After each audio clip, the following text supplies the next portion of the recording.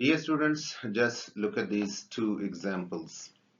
Looking forward but walking backward is dangerous. The soccer is entertaining in the winter, but it is better in the heat of summer. You probably have observed sometimes coordinating conjunction is preceded with comma and sometime isn't. So what's the rule? We are going to explore using comma with coordinating conjunctions. That is the topic of the day. And you probably know already that there are 7 coordinating conjunctions, and they are very easy to identify in sentences. For, and, nor, but, or, yet, and so. We recall them with fanboys. So if we use them for joining two independent clauses, we must use the comma. But if either of the clause is dependent, either that could be in the beginning, that could be in the end, we don't use a comma.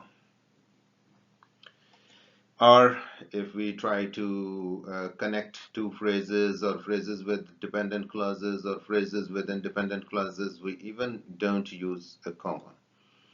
And if those coordinating conjunctions are used to connect two words or words with phrases or words with clauses, extra words, additional words, we don't use even comma, or they are not preceded with comma.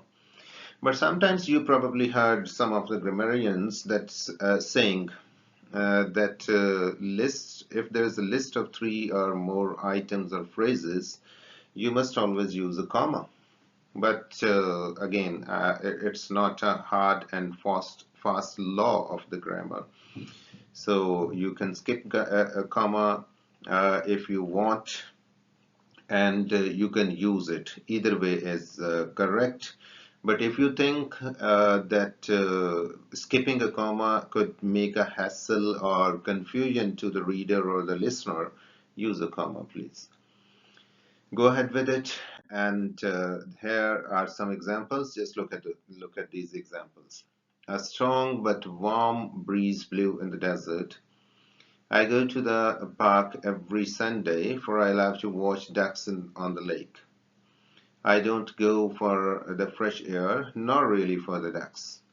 He refuses to eat peas, nor will he touch carrots. In these 4 examples, you probably have observed that some of the examples are, some of the coordinating conjunctions are not preceded with a comma, and some are preceded with a comma. So you have observed that in the first example, coordinating conjunction but is joining 2 words, so it is not preceded with a comma. In the second example, for is connecting 2 independent clauses, so it precedes with comma. In the third example, nor joins 2 phrases, for the fresh air and really for the ducks, so it is not preceded with a comma. And in the last example, it's again connecting 2 independent clauses, so it takes comma before it. Sometimes I get a query from my students asking, sir, if we can start or begin a sentence with the coordinating conjunction. Yes, you can start or begin a sentence with a coordinating conjunction, but that must not be very often or very common. You should limit using coordinating conjunctions at the beginning of the sentences. For he is a credible man, I can trust him. It is very good a sentence. It is good to go ahead with this sentence. But if it would be very good if you write in this way, I can trust him, for he is a credible man. So it is not a hard and fast law of the grammar to use it in the beginning of the sentence or not to use it in the beginning of the sentence, but it is not considered good to to commence a sentence with this in this way.